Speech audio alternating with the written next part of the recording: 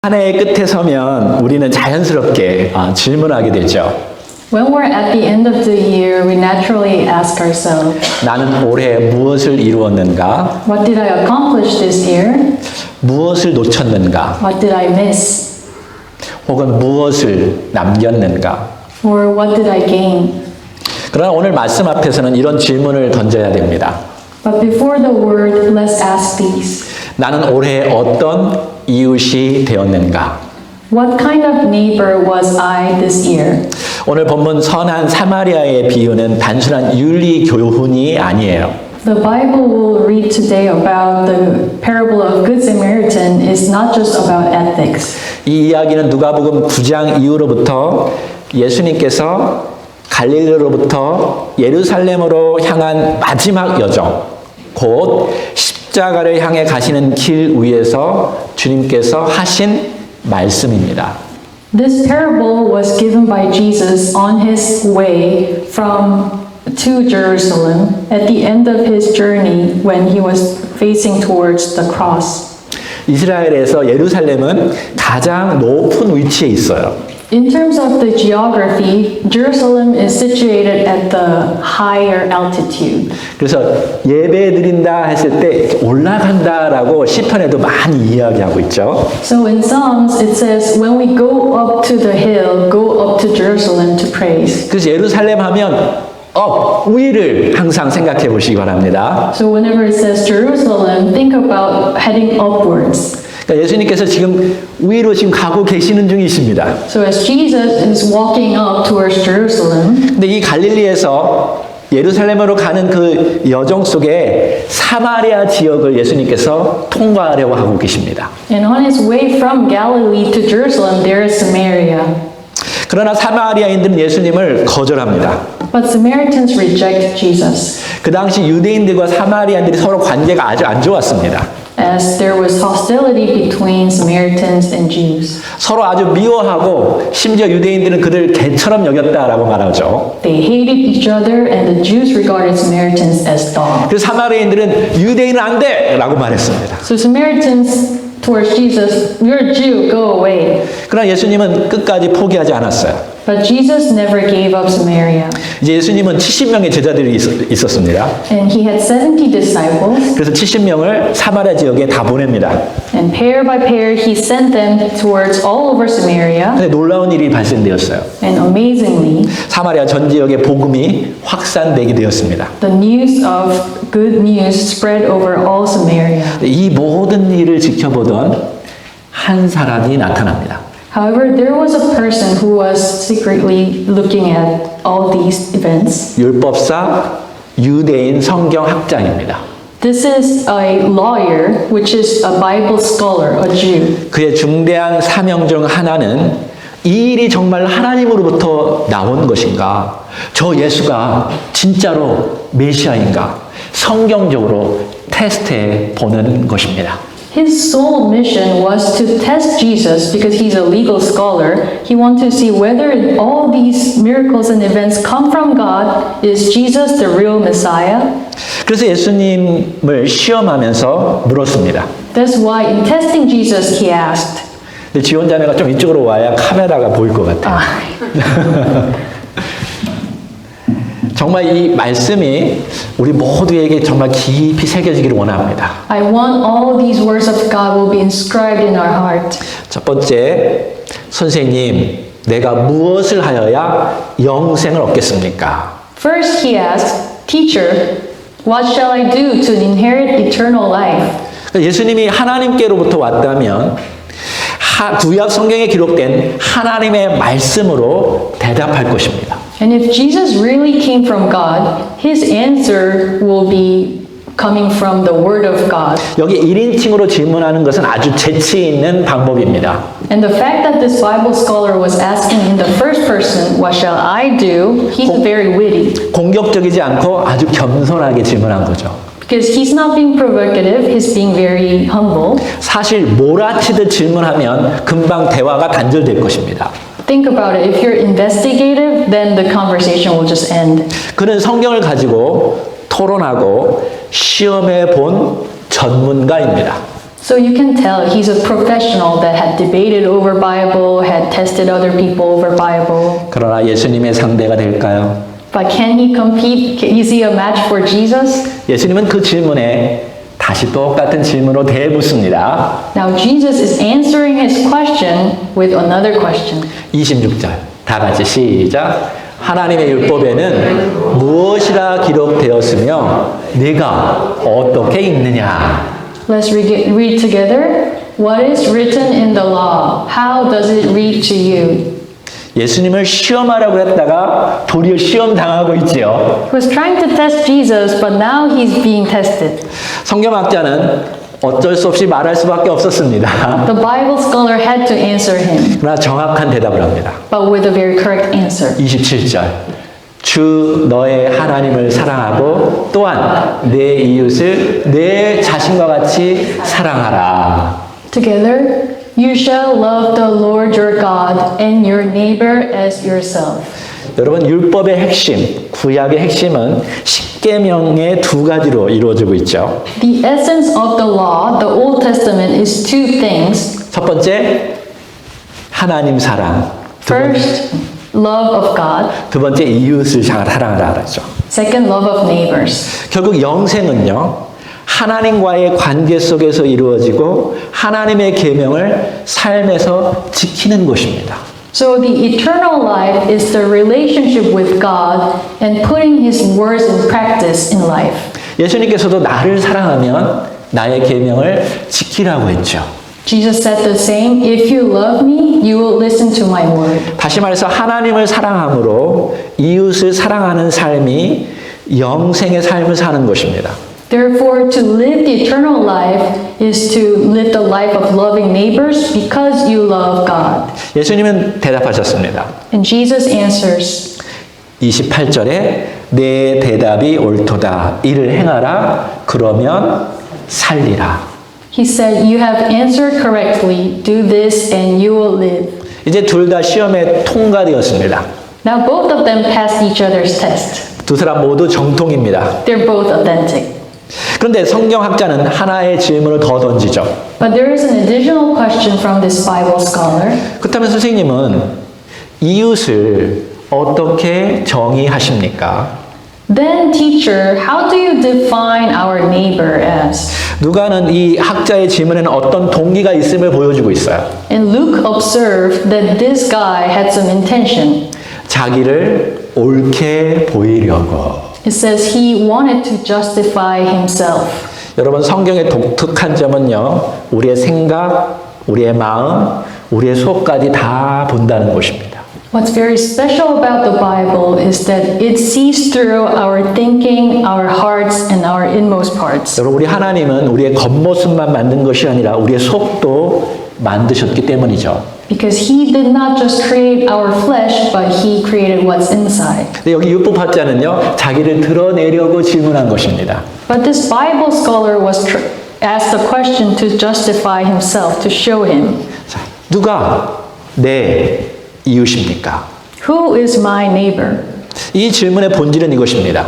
And the essence of this question is this. 어디까지 제가 책임지면 될까요? What's the boundary of my responsibility? 누구까지 사랑해야 합니까? Up to whom should I love? 누구는 제외해도 될까요? Can I exclude them if they're out of that boundary? 다시 말해서 이웃의 범위를 정의하려는 질문입니다. Therefore, he's asking Jesus to set this boundary of one's neighbor. 예수님은 이 질문에 신학적인 정의로 대답하지 않습니다. And Jesus did not answer this question with a theological answer. 왜냐하면 이웃은 정의로 규정되는 대상이 아니라 자비로 만들어지는 관계이기 때문에 그렇습니다. Because a neighbor is not an object of some definition, but it is a relationship that's made out of mercy. 그래서 예수님은 이제 대화를 멈추고 비유 이야기를 시작합니다. This is why Jesus stops his conversation and he starts a parable. 왜냐하면 이웃은 여기 했군요. 비유는요. 옆에다가 던진다라는 뜻을 의미하는데 한번 옆을 자세히 보라는 것입니다. The root word of a parable is to cast something on the side. which means to stop looking in front of you, but also pay attention to the left because there's a treasure there. 그 패라는 옆에고 불은 던진다라는 말이에요. When you say parable, para means parallel, and bull means to throw. 제가 한번 던져볼게요. Let me throw it in front of you. 잘 보라는 거예요. To look at it, it catches our attention. 우리가 앞만 보면 옆에 있었던 것들을 잊어버릴 수가 있는데 예수님은 그 보물을 한번 이 시간에 보라라는 것입니다. If we just look in front of us, then we don't pay attention to our side. But He's catching our attention to the treasure that's right beside us. 여러분 인생을 앞만 보고 달려가다가 옆에 있는 걸 놓칠 때가 많죠. Because many times we just run to the front in our lives and we miss what's beside us. 이 시간에 자기 옆에 있는 사람이 얼마나 소중한지 한번 따스한 눈으로 쳐다보시기 바랍니다. Let's give warm gaze to our neighbors who's sitting next to us. 자, 이러한 마음으로 예수님이 이제 비유 이야기를 시작했어요. This is how Jesus began his story. 한 사람이 예루살렘이 어디 있다고 그랬죠? Yeah. 예루살렘에서 여리고로 내려가다 강도를 만나 반쯤 죽게 되었습니다.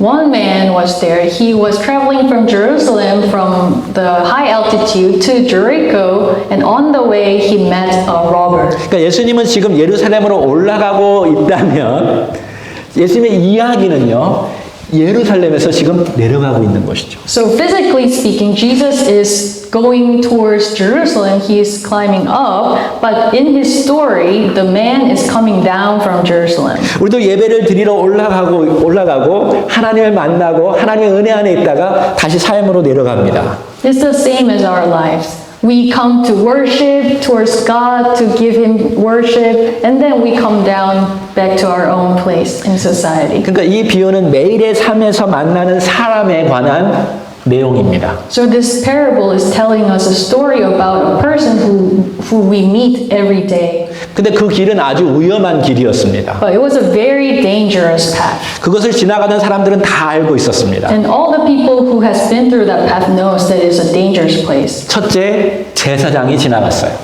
And this person was attacked by a robber, and a high priest walks in front of him. 그를 보고 지나갔습니다. He saw the Samaritan who's wounded, but he passed. 두 번째, 레위인이 지나갔습니다. And second, a Levite passed, and he just passed. 그도 그를 보고 지나갔어요. He saw him, but he walked. 공교롭게도 둘 다 하나님을 안다고 하는 종교인들입니다.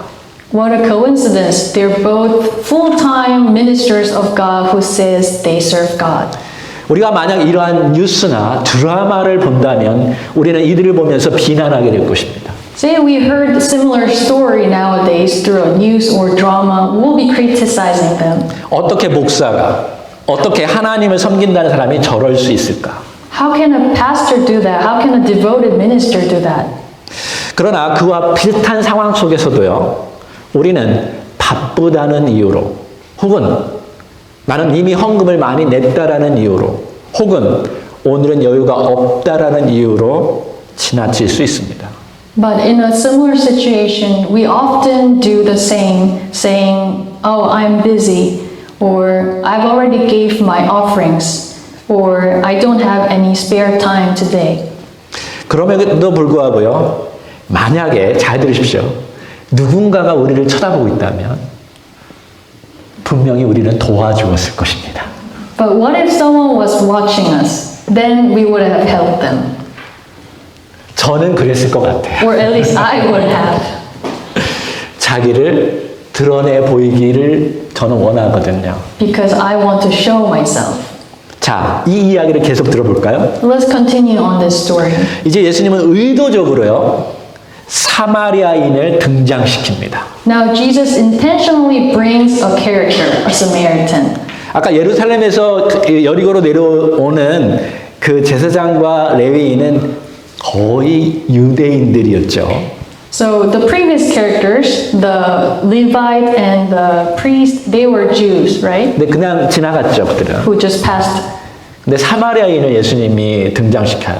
And now this main Samaritan character comes. 그러니까 지금 이 이야기를 듣는 첫 번째 총중은 유대인 성경학자죠. Think about who's listening to this story of Jesus. First, the person, the Bible scholar. 두 번째는 그 주변에 유대인 제자들이 있었을 것입니다. And secondly, there must have been disciples of Jesus who are Jews. 세 번째로는 사마리아 제자들도 많이 왔으니까 거기 있었을 것입니다. Thirdly, there must have been Jesus' disciples who has Samaritan background. 근데 이 이야기 속에 사마리아인은 첫 번째 불쌍히 여겼어요. And this Samaritan person in this story first took pity on this wounded person. 그리고 가까이 다가갔습니다. And he walked up closely 그 다음에 상처를 꿰매어 줬어요. and covered up the wounds of this person. 그리고 그를 데리고 인으로 가서 자기 비용을 다 지불하면서 끝까지 돌봐주었습니다. And he carried the wounded to the inn and paid the cost of himself and looked after him. 여기서 예수님의 질문이 확 바뀌어요. And now the question of Jesus changes dramatically. 누가 내 이웃인가가 아니라 누가 이웃이 되어 주었느냐라는 질문입니다. It's not about how you define your neighbor to be. It's about who decided to become a neighbor for another. 제가 예수님처럼 똑같이 여러분에게 질문할게요. 대답해 보세요. So let me ask now, like Jesus, word to word to you. 자, 이 세 사람 중에 누가 강도 만난 자의 이웃이 되어 주었습니까? Which of these three do you think proved to be a neighbor to a man who fell into the robber's hands? 말해 보세요. 네, 일반 사람들은 다 사마리아인이라고 말할 것입니다. Yes, anyone would say Samaritan. 근데 이 유대 성경학자는 그렇게 말하지 않았어요. But this Bible scholar did not say that. 뭐라고 했냐면 36절 볼까요? He said in verse 36, 37절. 37, 그가 뭐라고 말했냐면 자비를 베푼 자니이다라고 말했어요. he said, the one who showed compassion to him. 제가 안 넣었나 봐요. 이 말은 여러분이 성경을 직접 집에 가서 보라는 의미입니다. I must have not put it on the slide, which means you should check it out yourself in the Bible. 우리 같으면 사마리아인이라고 말했지만 이 유대 성경학자는 그냥 자비를 베푼 사람이다라고 말했어요. A layman like us would say, oh, it's the Samaritan. But this Bible scholar said, it's the one who showed compassion to him. 예수님은 정말 똑똑한 선생님이십니다. And Jesus was indeed a great teacher 스스로 답을 찾게 해주었어요. because he led the person to find the answer himself. 그리고 말씀하셨습니다. And he said, 너도 가서 이와 같이 행하라. go and do the same. 여기서 세 가지 중요한 포인트를 나눠보자 합니다. Let me share three important points from this story. 첫째, 하나님 사랑과 이웃 사랑은 해야 하는 의무가 아니라 이미 받은 자비의 결과입니다. First, loving God and loving our neighbor is not an obligation. It is the result of mercy already received. 이거는 성경 전체를 관통하는 진리입니다. This is the message that is consistent throughout the whole Bible. 여러분, 성경 전체는 한 번도 이렇게 말하지 않았어요. Nowhere in the Bible says this once. 너희가 먼저 하나님을 사랑하면 영생을 줄 것이다. If you love God first, then I'll give you eternal life. 반대로 성경은 이렇게 언제나 말하고 있습니다. On the contrary, the Bible is saying this. 하나님이 먼저 자비를 베풀었고 그 자비를 받은 자들이 그 방식대로 살아가라. God showed you compassion first, and those who receive that mercy should live accordingly. 여러분, 이 말을 믿습니까? Do you believe this? 신명기 30장 6절을 한번 볼게요.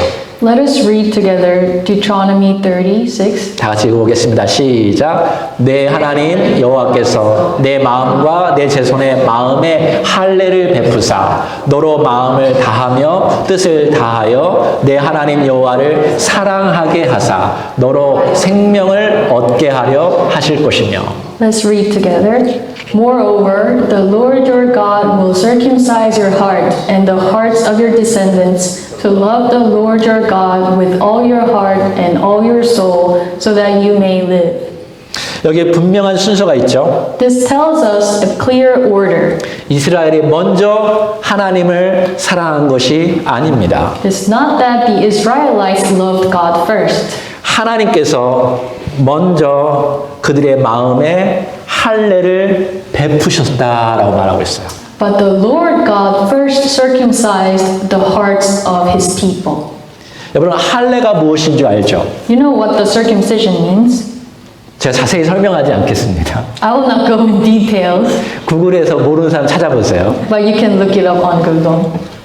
근데 여기 잘 보면 physically 할례를 하나님 말씀하신 것이 아니라 마음의 할례를 말하고 있어요. But he's not talking about the physical circumcision, but the circumcision in the heart. 그러니까 하나님께서 계속적으로 그들을 하나님의 자비하심으로 깨끗하게 함으로 하나님의 자녀로 삼으셨다라는 거예요. So he made them his children by continuously working on them.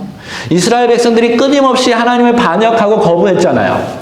The Israelites was continuously disobeying God, going against God. 근데 하나님께서 끊임없이 그들을 용서하고 자비하고 함께하고 깨닫게 하고 때로는 채찍질하면서 그들의 마음을 하나님께서 깨끗하게 죄 씻음을 주신 거예요. But he was purifying their hearts. He was giving the ransom of their sins by continuously forgiving them, sometimes chastising them, being together with them, and so on.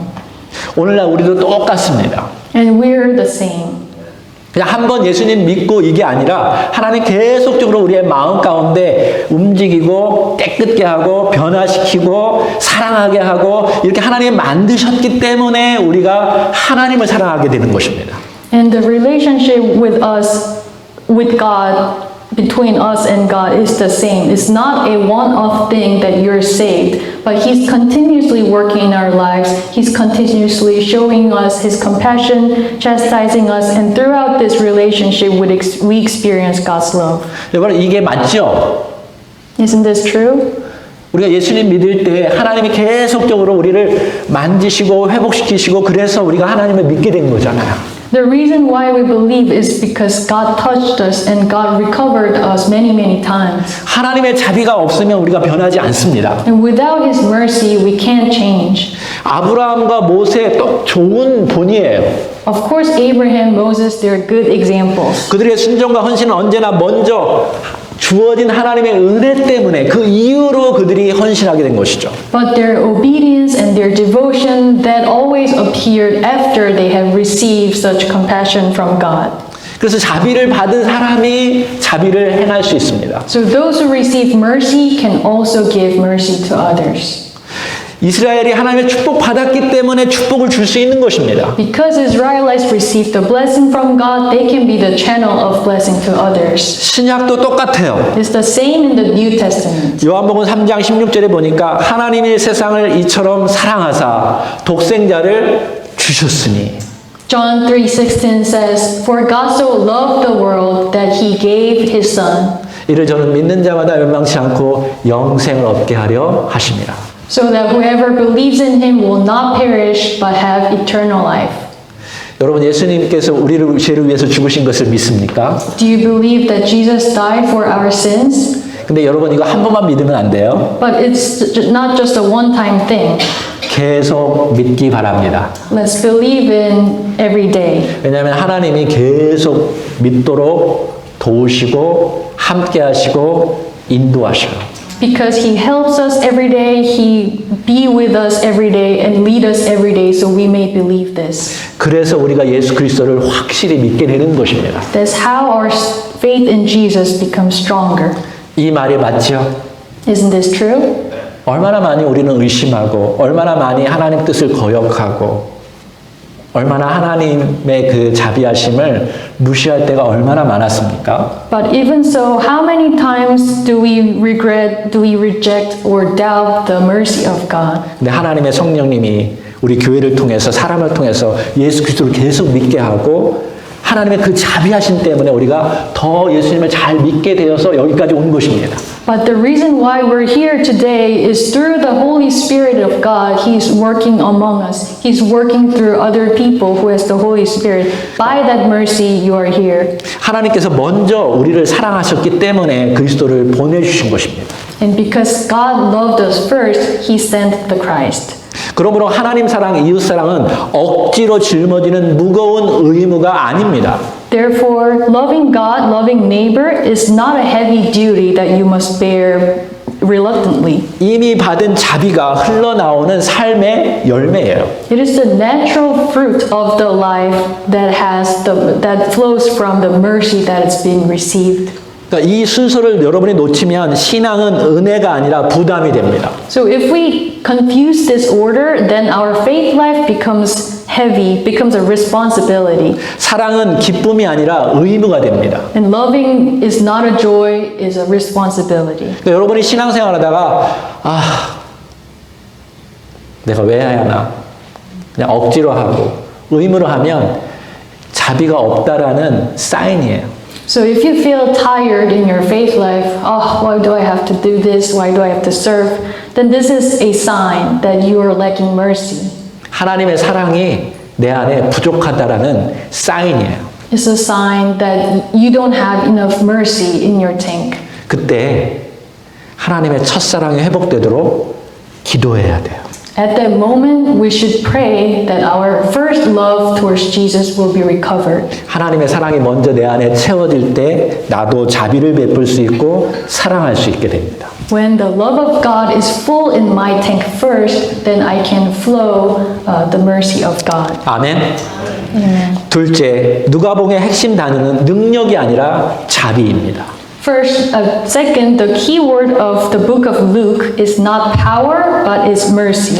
우리가 복음서를 읽을 때 종종 예수님의 능력에 먼저 시선을 둡니다.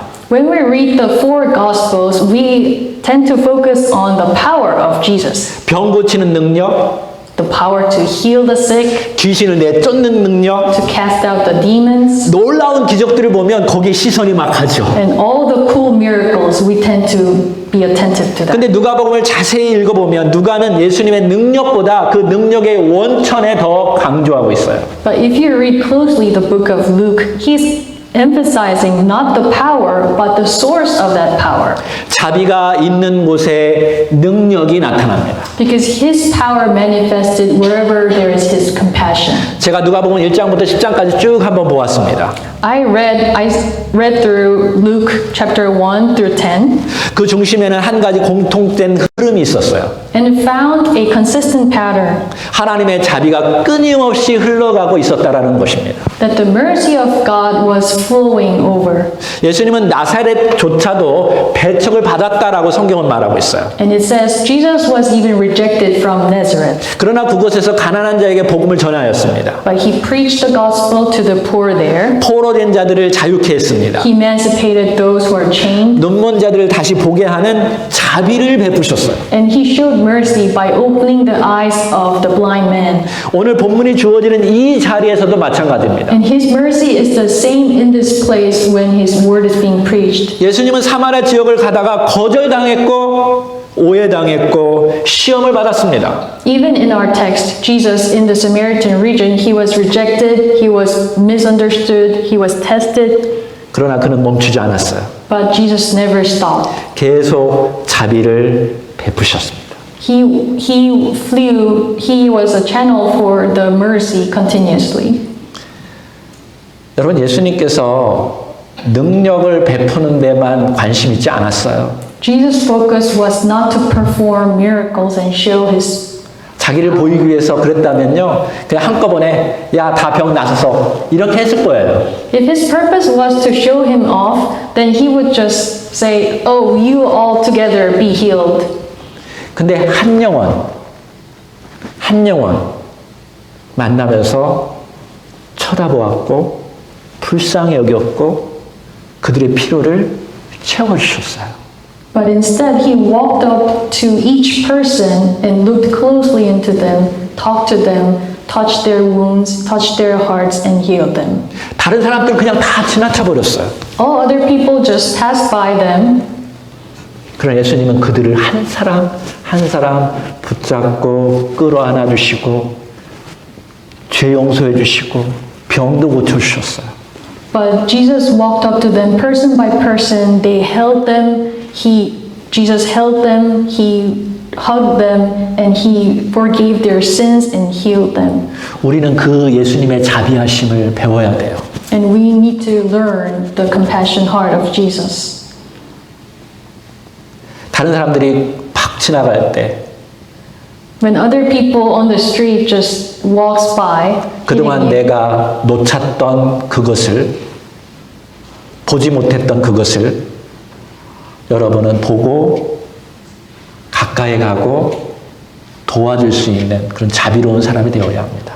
but we must be the channels of mercy to walk up to the unnoticed person, to get close to them and heal them. 이렇게 해야 온전한 크리스찬이 되는 거예요. And this is the full meaning of being a Christian. 예수님은 산상수훈의 핵심도 이렇게 말하고 있습니다. Even the core message of the Sermon on the Mount is this.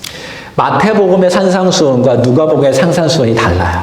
And the Sermon of the Mount is described differently in book of Matthew and book of Luke. 룩은 이렇게 표현하고 있어요. And in Luke, it is expressed as this. 36절 한번 볼까요? 다 같이 시작. 너의 아버지의 자비로우심 같이 너희도 자비로운 자가 되라. Let's read together. Be merciful, just as your Father is merciful. 그래서 제가 누가복음의 핵심은 자비라고 말하는 것입니다. That's why I said if we are to summarize Luke, it'll be mercy. 그리고 마지막 가르침은 언제나 똑같은 결론으로 향합니다. And the last teaching always leads up to the same conclusion. 자, 말씀을 듣는 것에 끝내지 말고 행해야 한다. Do not stop after just hearing the word, but act on the word. 그래서 이것이 마지막 포인트입니다. So this is our last point. 자비는 명사가 아니라 동사입니다. Mercy is not a noun, but is an acting verb. 이 선한 사마리아인과 예수님의 공통점이 있습니다. And there is one common thing between the life of Jesus and the Good Samaritan. 이 자비가 행동으로 이어졌다라는 거예요. That their mercy was an action verb. 불쌍히 여겼습니다. They took pity on them, 가까이 갔습니다. walked up closely, 상처를 꿰매어 줬습니다. covered their wounds, 그리고 자기 비용으로 다 지불해 주었습니다. and paid the cost themselves. 이것이 자비입니다. This is what mercy means. 어렵지 않죠? It's not hard. 그래서 예수님은 토론을 멈췄어요. So at this point, Jesus finished this debate. 정의하고 분석하고 변명하는 자리에 머물지 않았습니다. And he just does not stay in defining who neighbor is or analyzing or justifying. 그리고 한마디로 마무리합니다. And he wraps up everything. 가서 너도 이와 같이 행해라. Go and do the same. 예수님은요, 말만 하신 분이 아니십니다. Jesus did not just preach. 가르쳤고 행하셨습니다. He preached as well as acted. 그래서 예수님한테는요, 많은 이웃이 있는 것입니다. That's why Jesus has the most number of neighbors. 왜냐하면 가장 많이 자비를 베풀었기 때문에 그렇죠. Because he's the one who performed mercy to the most people. 자, 이제 이 마지막 날 우리 자신을 한번 깊이 생각해 봅시다. Now on this last Sunday, let us look into ourselves. 오늘날 정말 말씀은 넘쳐나지만 외로움은 줄지 않았습니다.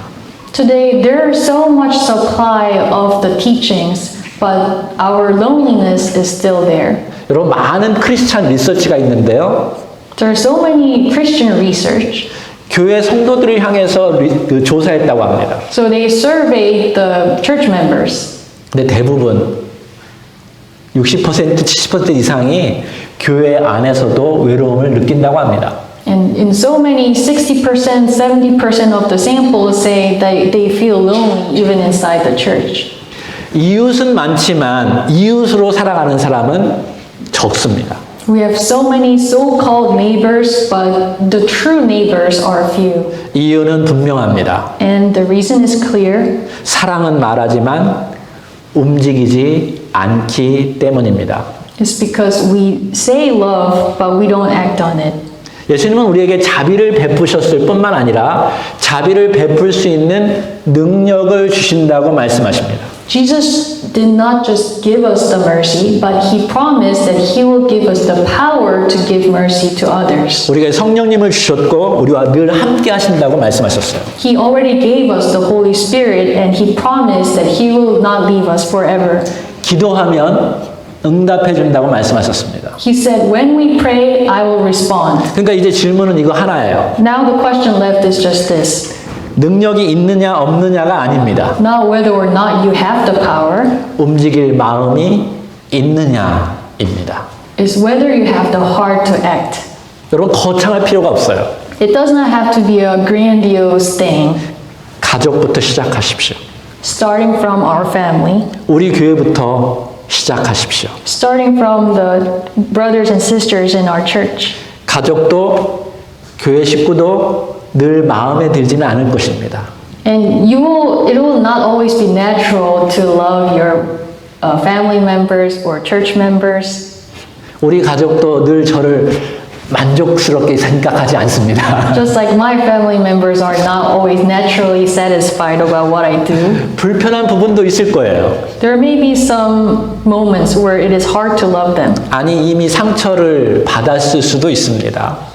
Or you may have already received some scratches, 네, some 바로 scars. 그때 But at that moment, 정의하고 판단하기보다는 rather than defining or judging, 불쌍히 여기는 마음, take a heart of taking pity on them 자비한 마음을 갖는 것이 중요하다는 것입니다. and a merciful heart.